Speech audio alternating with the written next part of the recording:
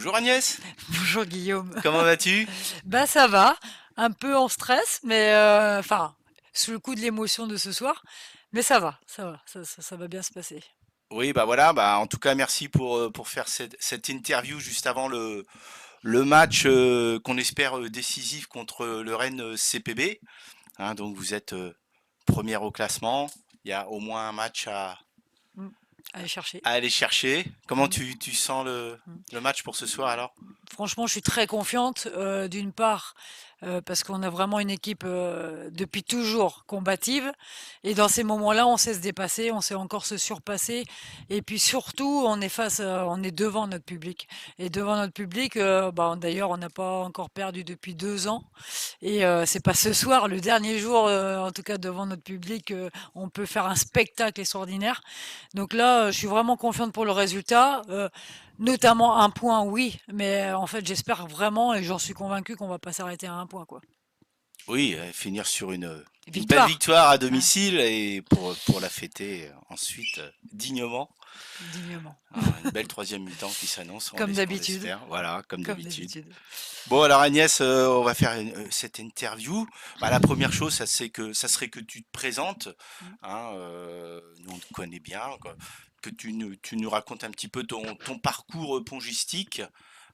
Comment ça t'est venu, cette passion? Est-ce que c'est tes parents, des amis? On a toujours tous une histoire à raconter par rapport à ça.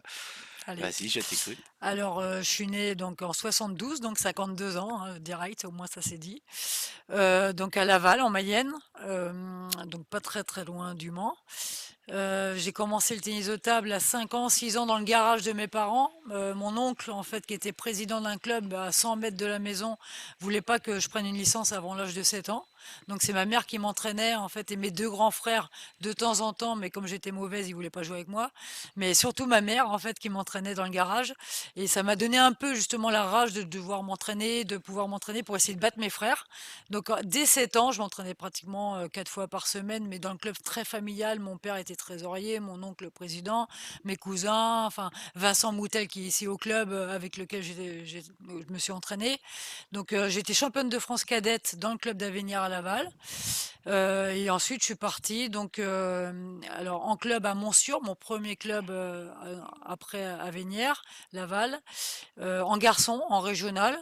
Et je suis partie en sport-études à Rennes à 14 ans quand j'étais championne de France cadette. Et ensuite, mon premier club féminin, Cholet, où on a vraiment été jusqu'à la super division à l'époque. On a fini deuxième en super division, donc, notamment avec Cynthia Catrouillet, Cynthia Herbert à l'époque, qui est encore d'ailleurs ma partenaire de double en vétéran. Et on garde toujours contact. Ensuite, je suis partie donc à l'INSEP pendant 20 ans. Alors avec, des moments sur Montpellier, parce que j'étais aussi au club de Montpellier par la suite. Donc je faisais des allers-retours, mais l'équipe de France pendant, ouais 18 à 20 ans. On a fait donc j'ai fait troisième avec l'équipe de France, féminine en 91 au championnat du monde à Chiba et puis, quart de finale au championnat d'Europe senior, en 92 en simple et donc ensuite, ben, 24 titres de championne de France, soit par équipe, soit en double dames, soit en double mixte, soit aussi maintenant en championnat de France vétéran. J'ai jamais été championne de France senior. C'est un peu mon regret en France en tout cas. J'ai été vice-championne de France en 2000. J'ai fait troisième demi-finale pendant une dizaine d'années. J'ai jamais réussi à obtenir le titre.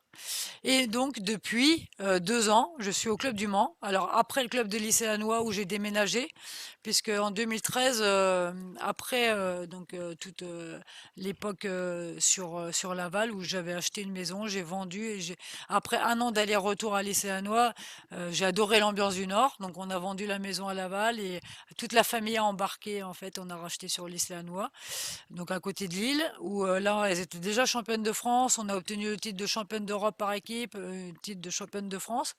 Et là, l'ambiance était fantastique, fabuleuse. Bernie, Sia Oui, il y Ossine, avait enfin des vraiment, grands noms. ouais, des grands noms. J'ai appris énormément avec et aussi Valéria Borza, où voilà, qui il s'est passé Ouais. ce malheur. Mais en tout cas, une super aventure aussi pendant 9 ans. Et ensuite, j'ai voulu revenir dans la région. Et Le Mans me paraissait vraiment un beau challenge. Donc, pour le maintien en Pro B au départ. Donc, Et ben, donc j'ai essayé de donner. On a fini carrément première, enfin deuxième l'année dernière, mais on a fait les barrages pour monter, invincible à domicile.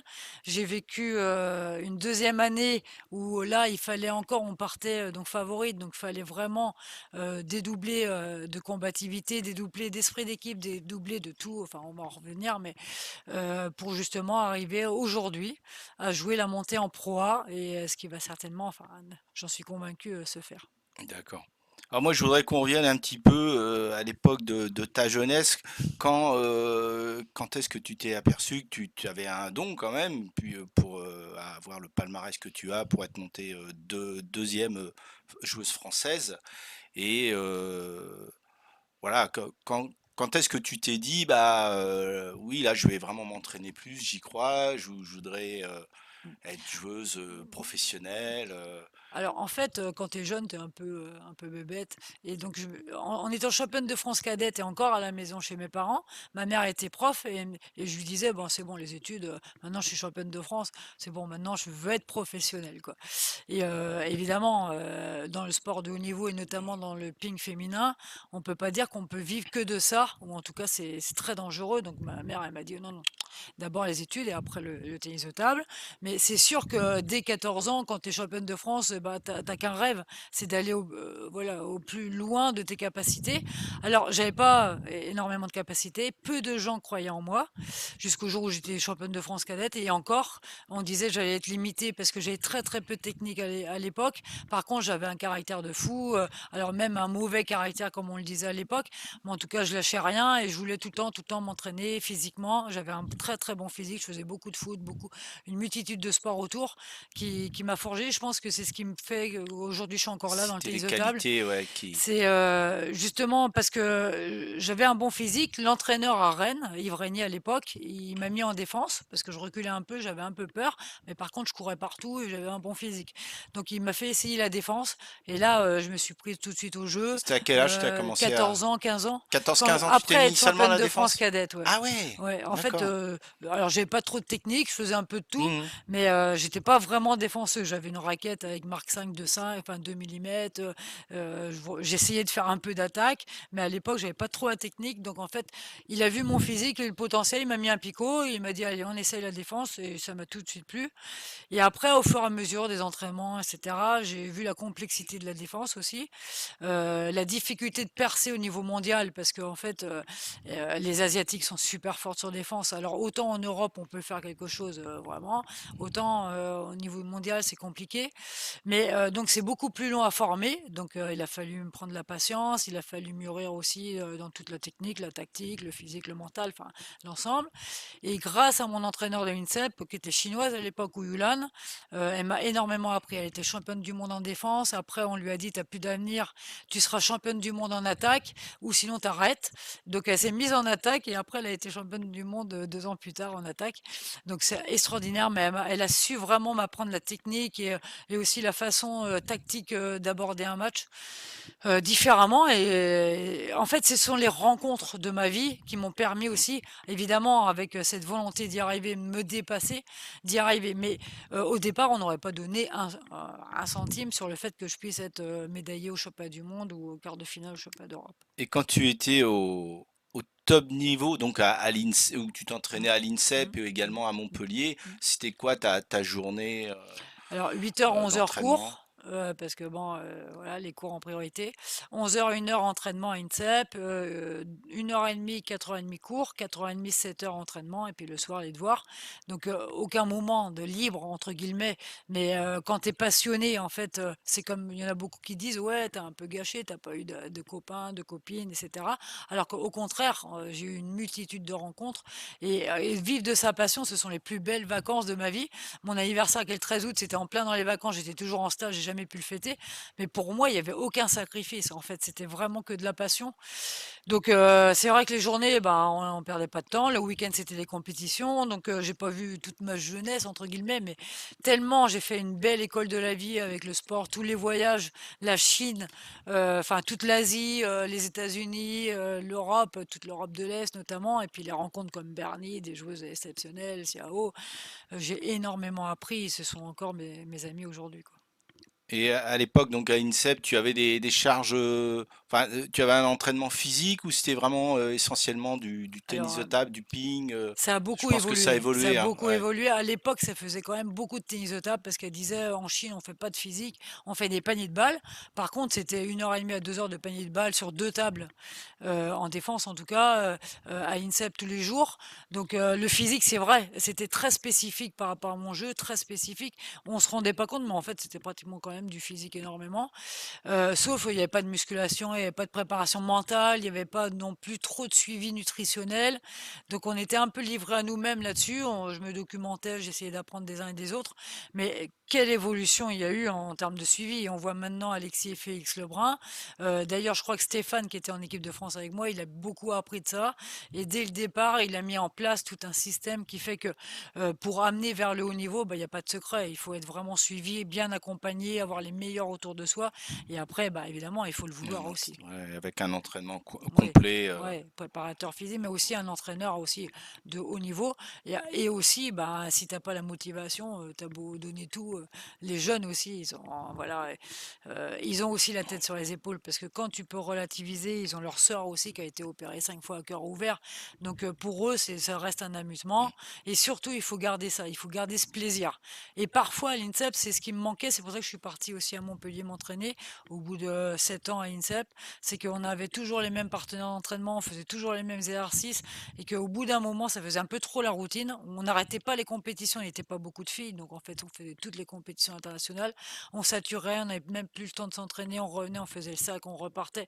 À la fin, il n'y avait même plus de goût à aller se Oui, il n'y avait plus de battre, plaisir plus de plaisir d'aller à à l'entraînement. l'entraînement. On était fatigué. Derrière, bah, c'était un peu une routine. Donc en fait, il fallait casser cette routine pour redonner une envie, quoi. Tu es arrivé à associer quand même la vie personnelle avec la vie professionnelle. Ouais, ça n'a pas été toujours simple, hein. Il y a eu des hauts, des bas. La vie personnelle, ouais, parce qu'on a fait des choix. Ben, mon homme, en fait, il est resté à la maison. Il m'a suivi toute ma carrière. Alors parfois, il travaillait, mais rarement. C'est lui qui s'est occupé aussi des enfants. J'essayais aussi de donner quand j'étais là. Mais c'est un choix, évidemment. On aurait pu gagner beaucoup plus d'argent. Il aurait travaillé, moi aussi, de mon côté, etc. Après, on pouvait pas tous les 2 avoir, il s'est un peu entre guillemets «professionnellement», sacrifié pour, me permettre de vivre un peu ma passion et mon aventure. Après il regrette pas, moi non plus, ce sont des choix, pas toujours simples à faire parce qu'il vient de Montpellier, donc il m'a suivi un peu, dans le nord, de plus en plus dans le nord. Donc bon, il y a le froid, il y a tout un climat différent, mais personne ne regrette, quoi. Bon.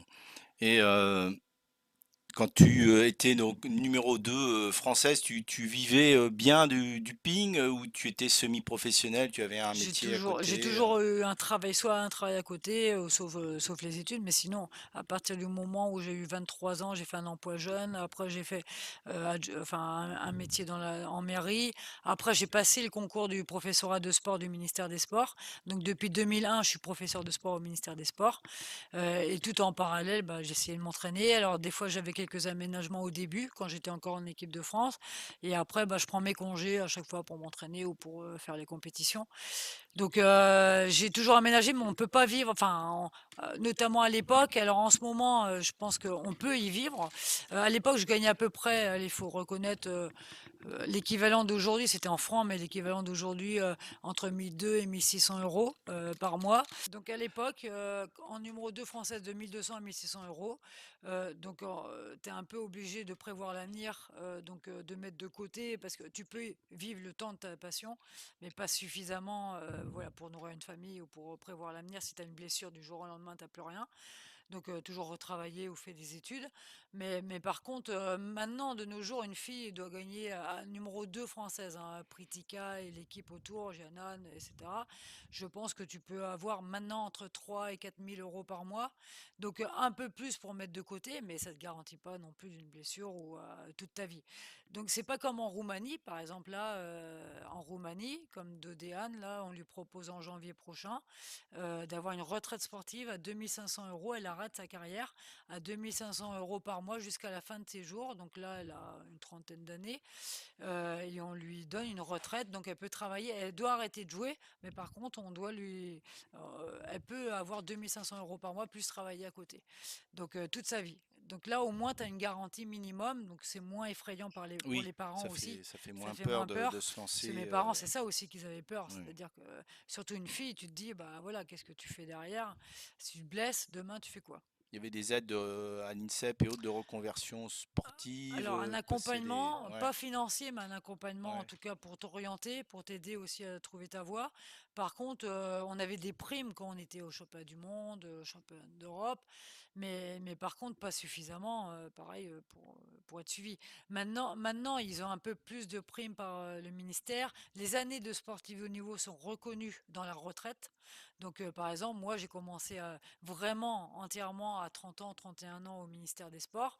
Les années d'avant, bah, c'était souvent des petits travaux, enfin, emploi jeune, et cetera, mais pas des carrières complètes. Et donc, ce qui fait que moi, bah, ma retraite, je peux la prendre qu'à 70, 71 ans. Alors que, et donc, si on avait compté comme aujourd'hui, les 15 à 20 ans en équipe de France, et ben, ça m'aurait fait ça en cumul de mon travail aujourd'hui. Donc, ça a bien évolué. Il faut s'en réjouir, et heureusement. Et d'ailleurs, dans mon travail, je travaille sur l'égalité femmes-hommes et justement le double projet sportif au niveau. Donc, heureusement qu'on voit des évolutions, mais bon, il en reste encore, hein, suivant les sports, suivant les disciplines, il en reste encore beaucoup de travail à faire. D'accord. Et est-ce que tu aurais justement bah, des conseils à donner à des jeunes joueuses ou des Ouais. joueurs qui percent, Bah, qui veulent se lancer à fond d'une part, dans toujours, leur passion? toujours croire en soi déjà. La confiance, c'est un peu de temps en temps ce qui m'a manqué.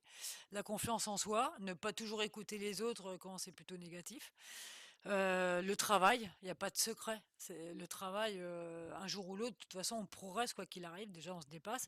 Et puis, sans travail, même si on est doué, parce qu'il y en a beaucoup, voilà, qui par le talent croient que, mais quel que soit le haut niveau, sans le travail, on peut pas y arriver. Et puis après, bah, évidemment, une hygiène de vie, hein. On peut faire la fête, on peut s'amuser, mais il y a des périodes pour. Et donc ça, c'est une gestion de carrière, c'est une gestion d'une saison. Donc, bah, surtout, franchement, le principal, c'est d'y croire et de se donner les moyens pour pouvoir y arriver, quoi. D'accord, De ouais, bien merci. s'entourer aussi, Ouais. ouais. Et alors, je vois souvent dans les réseaux sociaux, il y a une passion des défenseurs et défenseuses, et souvent c'est avec quel matériel elles jouent, avec quel matériel ils jouent. Est-ce que tu peux nous dire Mmh. Alors, ton secret le ouais, bah, secret de alors ta raquette? mon secret malheureusement, alors il a 40 ans mon secret parce que j'ai jamais changé de picot pratiquement, donc c'est un Funsoft en revers avec, 1 millimètre, millimètre 5. Alors j'ai essayé 2-3 picots, j'arrive pas du tout à m'adapter, c'est peut-être parce que maintenant aussi je suis vieille, donc j'ai voulu et je pense encore à changer, hein, mais parce que évidemment avec l'évolution du système de jeu, l'évolution des balles, l'évolution du matériel, obligatoirement, il faut que aujourd'hui, maintenant, il faut que je change. Parce que mon picot d'avant, avec les anciennes balles, etc., était beaucoup plus efficace, avait beaucoup plus d'effets, renvoyait davantage en vitesse, et on pouvait se permettre de jouer avec ce picot-là. Maintenant, je sais qu'il faut que je change. Parce que aussi, il faut attaquer, parce qu'il faut aussi varier différemment mou et coupé, et qu'avec ce picot-là, je suis un peu plus limité qu'avant, quoi. Et donc, j'ai un Nexus donc, en coup droit. Alors là, c'est pareil, c'est plutôt une plaque attaquante, Allround Plus, donc avec un bois Allround Plus, donc plus pour l'attaque. Alors qu'avant, bon, j'ai un peu essayé tout, Takin SD, j'ai fait aussi du Mark 5, j'ai fait Tenergy, donc Nessus. Alors de Tenergy à Nexus, j'ai changé pour le prix parce que ça coûtait un peu trop cher pour moi. Mais parce que moi, j'ai le problème des défenseurs, c'est que tous les 15 jours, il faut changer si on a une compétition parce qu'elle s'abîme sur les côtés. Donc obligatoirement, ça coûte très cher de changer régulièrement. Donc pour l'instant, c'est celui-là. Je dis pas que je vais pas changer parce que j'en essaye d'autres. Parce que ce que je gagne en attaque maintenant, je le perds aussi en contrôle de défense. Donc le bon compromis dans le matériel, ça a toujours été un souci, notamment pour les défenseurs, parce que d'avoir justement le juste milieu entre le contrôle et la vitesse, de pouvoir attaquer et défendre en même temps, quoi. Mais moi, pour l'instant, le meilleur compromis au jour d'aujourd'hui, c'est le Fansoft et le Nexus que j'ai aujourd'hui. D'accord, merci pour ces infos. Est-ce que tu pourrais nous parler, tiens, de notre sport à quelqu'un qui n'a jamais pratiqué le tennis de table, ou même en loisir, qui connaisse, si tu devais lui expliquer à quelqu'un qui connaît vraiment pas ce sport, ce sport-là. Alors, alors déjà, le tennis de table, c'est un sport duel. Donc, à partir de là, on joue avec et contre un partenaire. Donc, c'est-à-dire que si on n'est pas deux ou quatre, on ne peut pas pratiquer la discipline. Donc, à part voilà, avec une raquette et une balle chez soi, mais généralement, il faut être deux. Donc, c'est un sport qui demande à la fois de la technique, de la tactique, du physique et du mental. Ce que on ne retrouve pas forcément dans tous les sports et qui on peut jouer de 2 ans, 3 ans du baby et ping à 100, où on voit bien en vétéran 110 ans. Donc on a une chance incroyable. Donc je fais la promotion, évidemment, je peux pas faire autrement, mais la promotion du tennis de table auprès de ce jeune-là pour lui dire, bah voilà, si tu commences aujourd'hui, tu peux jouer très très longtemps, tu peux progresser à tout âge, et que derrière, quel que soit, même si tu arrives d'avoir Parkinson, Alzheimer, on voit bien, c'est très bénéfique pour dans toutes ses qualités, c'est très bénéfique. Et surtout, c'est un plaisir. C'est-à-dire que tu fais pas des longueurs, des longueurs, des longueurs. Tu arrives toujours à trouver, essayer de trouver la tactique, d'être plus intelligent que l'adversaire sur la tactique, de travailler ton physique pour mieux l'adapter à ton jeu. T'as pas un jeu qui est le même, t'as pas un adversaire qui est le même, donc faut toujours t'adapter. Donc tu as toujours ce côté ludique ou de recherche, et il y a peu de sports qui permettent ça. Et surtout, l'objectif c'est quoi? C'est se bouger. C'est prendre du plaisir et puis garder la santé. Donc, et surtout se sociabiliser aussi. Évidemment, on rencontre tout le monde. On rencontre des gens qui viennent des quartiers, du milieu social complètement différent, des médecins, de tous les publics. Et aussi, surtout, eh ben, tous les gens qui sont autour de toi, eh ben, ils ont une histoire, et ils peuvent t'aider, t'accompagner. Alors, ne jamais oublier, ça c'est un point que je n'ai pas cité, mais qui me paraît aussi très important, d'où on vient, et de redonner à chaque fois qu'on reçoit. Parce que pour moi, c'est vraiment ce qui m'a conduit toute ma carrière. C'est à chaque fois qu'on m'a donné, j'ai tout de suite voulu rendre. C'est pour ça que je suis revenue en Mayenne, c'est pour ça que voilà, dans la région, et c'est pour ça qu'à chaque moment, quand on me donne, le public, il est là, j'ai envie de redonner. Et mon système de jeu me le permet. Donc c'est vrai que c'est un sport où vraiment il y a un échange dans tous les sens, quoi. Il y a des échanges. Ok.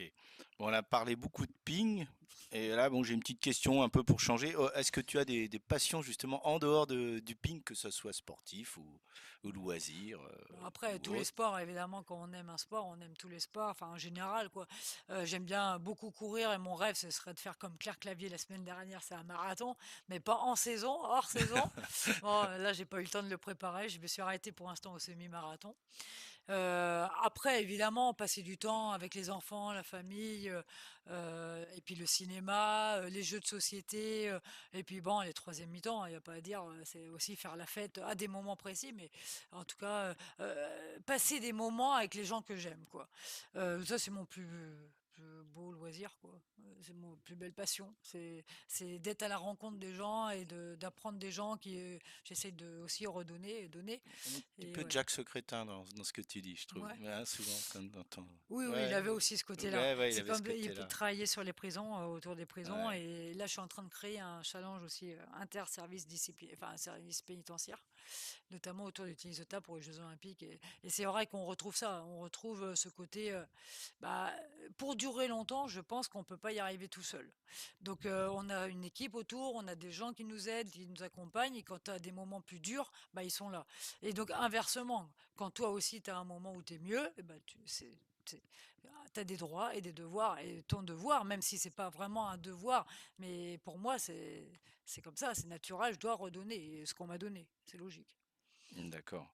Allez, et pour finir l'interview, est-ce que tu aurais deux, trois anecdotes dans ta carrière ou avec l'équipe Alors moi, Mancel, ouais, alors plusieurs évidemment, non. mais la première, donc c'est quand j'ai gagné ma première compétition en Bretagne, parce que les Pays de la Loire, enfin en tout cas la Mayenne était rattachée en Bretagne, à la Bretagne. J'ai fait un championnat, il n'y avait pas de filles, donc j'ai joué en garçon. Et j'ai gagné Benjamin ou Poussin même en garçon. Et je suis revenu à la maison, et, enfin au téléphone, je dis à ma mère, je suis vainqueuse, j'ai gagné la loupe, parce que je me rappelais plus comment ça s'appelait, une coupe ou une loupe. Donc je suis vainqueuse, j'ai gagné la loupe, et depuis toujours, ça m'est toujours revenu. Ensuite, 2e anecdote, c'est que quand je disais que les études, bon moi, quand je partais un mois en Chine, j'étais en BTS par exemple action commerciale, j'étais sur Paris, je disais à ma mère, je revenais si, le décalage horaire, je dis: «Demain, je viens de voir de 6 heures, mais j'y vais pas évidemment, je vais rattraper, mais j'y vais pas. Elle a pris le train direct dans la nuit, elle est arrivée à 2 heures du matin à Paris, elle frappe à ma porte, mais j'y croyais pas, de chambre. Elle me dit: «Bon maintenant on bosse et tu vas aller à ton devoir demain matin à 8 heures.» Donc sur le coup, je l'ai maudit. Maintenant, je la remercie, même si elle est plus là, mais elle nous entend peut-être. Et que derrière, bah, c'est aussi des moments où tu te dis, bah, sur le coup, voilà, tu as envie d'abandonner, bah, il faut pas abandonner parce que j'ai eu la meilleure note après du devoir d'ailleurs. Et puis, je la remercie tous les jours d'avoir mon métier au jour d'aujourd'hui. C'est aussi grâce à elle. Donc ça, et puis avec l'équipe, évidemment, alors il y a eu plein de moments, des moments où de doute, des moments difficiles, mais que tout ensemble, on a réussi à vaincre et que derrière, on se sentait malmené, on a eu des balles de match contre nous, mais tout ensemble, on a réussi à dépasser ça. Peut-être quand voilà, Katia, elle loupait son train ou elle arrivait à 1 heure après, on a fait style, on n'était pas là et qu'on se pointe 1 heure après, on demande un décalage d'horaire du match et que en fait, on doit pas rentrer dans la salle, on doit se cacher et puis en fait, on arrive en gagne sur Saint-Pierre. Bon, voilà quelques anecdotes qui font que bah, c'est une équipe et c'est une famille, quoi. D'accord. Bah, en tout cas, merci pour l'interview, Je t'en prie, Agnès. Et Guillaume. puis, bah, bon match. Merci, on va tout donner. On va vous Yes. encourager. Ouais, on le sait, vous êtes là. Merci à vous, toi. Merci à vous.